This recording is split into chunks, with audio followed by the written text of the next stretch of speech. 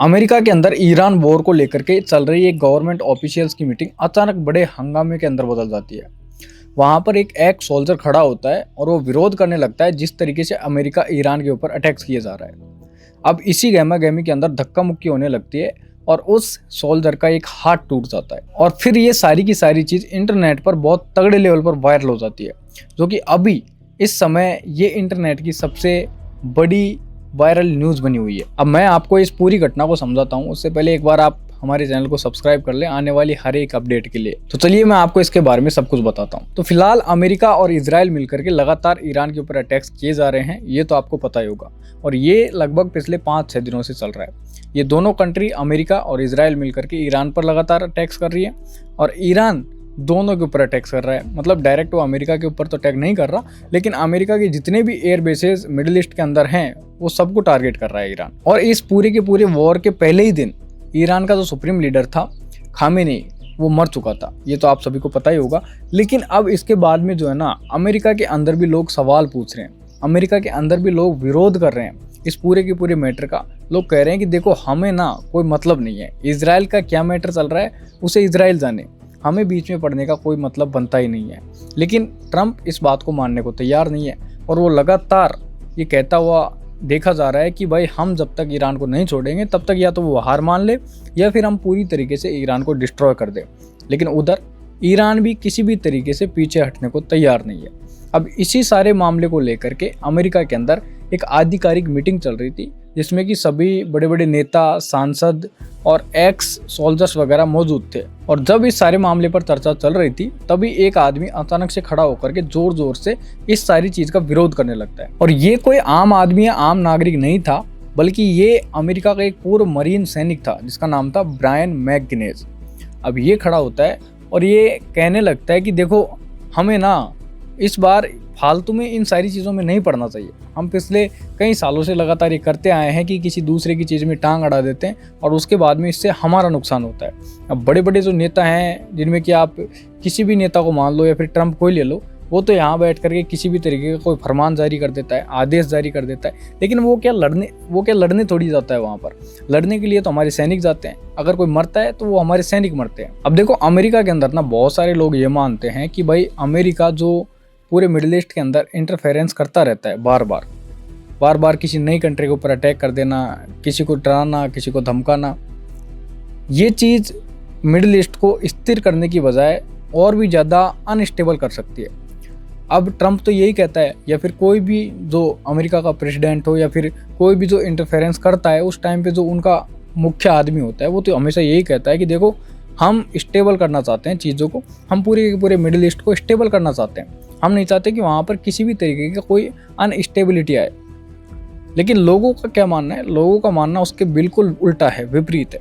लोग अभी फिलहाल ये मान रहे हैं कि हम जिस तरीके से मिडिल ईस्ट के अंदर इंटरफेरेंस कर रहे हैं उससे हमारा दोहरा नुकसान है। एक तो हमारे जितने भी सैनिक वहाँ पर मारे जाएंगे वो हमारा नुकसान है, दूसरी हमारी जो मिसाइल्स वहाँ पर लगातार तुम दाग रहे हो, वो मिसाइल्स 1 या 2 दिन में तो बनने वाली है नहीं, उनको बनने में सालों लग जाते हैं। और जिस तरीके से जिस लेवल पर हम ये पूरा का पूरा अटैक्स कर रहे हैं ना, उसमें लगातार हमारी मिसाइल्स जो है वो बर्बाद हो रही हैं। अब उनको जैसे हमारी मिसाइल्स का अटैक या फिर जितने भी हथियार हैं उनका जो पूरा का पूरा भंडार है वो खाली हो गया, तो फिर उसके बाद में हम क्या करेंगे? मतलब ज़रूरी थोड़ी है कि ये वॉर चल रहा है तो कोई दूसरी आफत हमारे ऊपर नहीं आ सकती। अमेरिका के काफ़ी दुश्मन है और उनमें से अगर मान लो कोई दूसरा वॉर छेड़ देता है तो फिर हम फंस जाएंगे।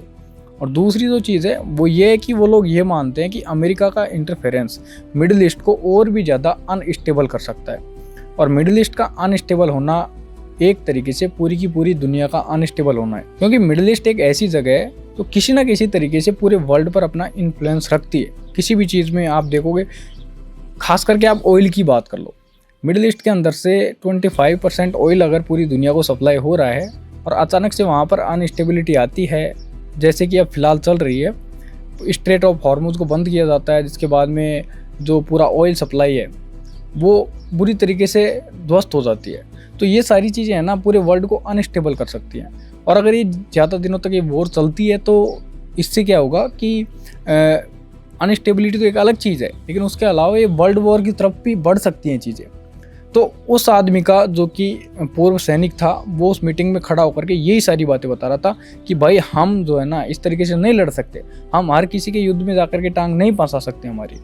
ट्रंप को ये समझाना चाह रहा था कि देखो तुम अपने मामलों तक ही सीमित रहो, तुम अपना फ़ायदा और नुकसान देखो, तुम्हें क्या मतलब है कि इजराइल की दुश्मनी किससे है या फिर किसी दूसरी कंट्री की दुश्मनी किससे है, उससे हमको कोई लेना देना नहीं है।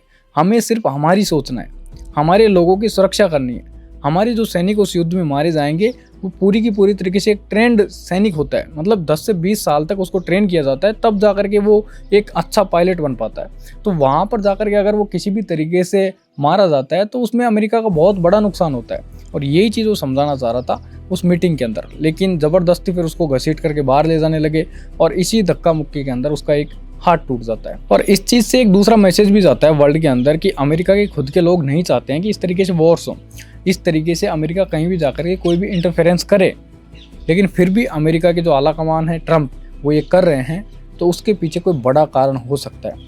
और बड़ा कारण क्या है? एप्स्टीन फाइल से बड़ा तो और कुछ हो ही नहीं सकता, क्योंकि एप्स्टीन फाइल से एक ऐसी चीज़ है जिसने ट्रंप जो है ना उसको घुटनों पर ला दिया था। ट्रंप के गले में एक तरीके जो हड्डी अटक जाती है ना, उस तरीके से एप्स्टीन फाइल थी कि कब भी पता नहीं कब क्या हो जाए ट्रंप के साथ में। इस लेवल का घमासान मचा हुआ था एप्स्टीन फाइल्स के खुलने के बाद और ट्रंप का नाम आने के बाद। लोग जगह जगह प्रोटेस्ट कर रहे थे, लोग ट्रंप के घर पे जाकर के भी प्रोटेस्ट कर रहे थे, बड़ी बड़ी लाइंस लगा करके, बहुत ज़्यादा संख्या में लोग। तो ट्रंप को लगा कि यार अब तो मुझे इस सब चीज़ों से बचने के लिए कुछ ना कुछ करना पड़ेगा, और इसीलिए शायद वो इजराइल के इस वॉर के अंदर शामिल हुआ, जिससे कि सभी लोगों का जो ध्यान था ना वो अचानक से पूरी तरीके से शिफ्ट हो जाता है। अब किसको याद है एप्स्टीन फाइल? कोई बात कर रहा है एप्स्टीन फाइल के बारे में? नहीं तो आज से 15 दिन पहले हर कोई एप्स्टीन फाइल के बारे में बात कर रहा था, लेकिन आज हर कोई उस चीज़ को भूल चुका है। सबको अब दिखाई दे रहा है सिर्फ ईरान, इजराइल और अमेरिका का ये वॉर मिडिल ईस्ट के अंदर। तो ये सारी चीज़ें हैं जो फिलहाल चल रही हैं। अब ये पूरा का पूरा मामला जो है इंटरनेट पर वायरल है, लोग इसके बारे में बात कर रहे हैं कि किस तरीके से एक पूर्व सैनिक जो है वो अपने एक्सपीरियंसेस से जो सीखता है उसको वहाँ पर बता रहा था कि भाई इस तरीके से वॉर करना कोई बड़ी बात नहीं है, कोई अच्छी बात नहीं है। लेकिन अब सोचने वाली बात यह है कि क्या अमेरिका के लोग, अमेरिका के जो नेता हैं, मंत्री हैं, अमेरिका के जो प्रेसिडेंट हैं, वो इन सारी बातों पर विचार करते हैं या फिर इस वॉर को इसी तरीके से जारी रखते हैं? आपका इस बारे में क्या मानना है? आप हमें कमेंट करके ज़रूर बताएं।